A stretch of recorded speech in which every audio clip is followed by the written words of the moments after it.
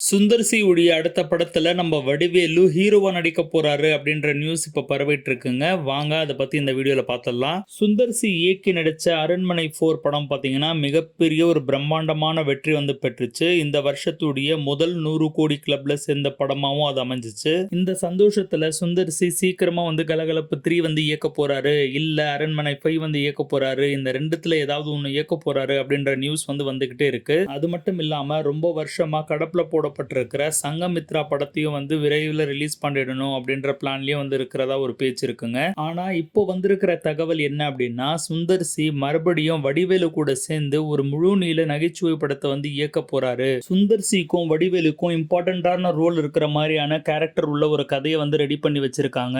அந்த கதையை நல்லா டெவலப் பண்ணி அந்த படத்துடைய ஷூட்டிங் தான் வந்து இப்போ கிளம்ப போறாங்க அப்படின்ற நியூஸும் வந்து வந்துகிட்டு இருக்கு. நம்ம வைகை புயல் வடிவேலும் சுந்தர் சியும் சேர்ந்து நடிச்ச படம் வந்து தலைநகரம். அதுல காமெடி வந்து ரொம்ப சிறப்பா பேசப்பட்டுச்சு. அதை விட ஒரு சிறப்பான காமெடி இருக்கிற ஒரு படமா இந்த படம் அமையும் அப்படின்ற மாதிரியும் வந்து ஒரு டாக் போயிட்டு இருக்கிற நிலையில தான் இப்ப சுந்தர் சி அடுத்து எந்த படத்தை வந்து இயக்க போறாரு, அது கலகலப்பு 3யா, அரண்மனை 4ஆ, இல்ல வடிவேலும் அவரும் சேர்ந்து நடிக்கிற படமா அப்படின்றது தான் இப்போ கொஸ்டின். கூடிய சீக்கிரம் இந்த கேள்விகளுக்கு ஒரு தெளிவான பதில் கிடைக்கும் அப்படின்னு வந்து நம்பலாம். இதை பத்தின அடுத்த அப்டேட் வரும்போது உங்களுக்கு தெரியப்படுத்துறேன். தொடர்ந்து சேனலை ஃபாலோ பண்ணிட்டு வாங்க.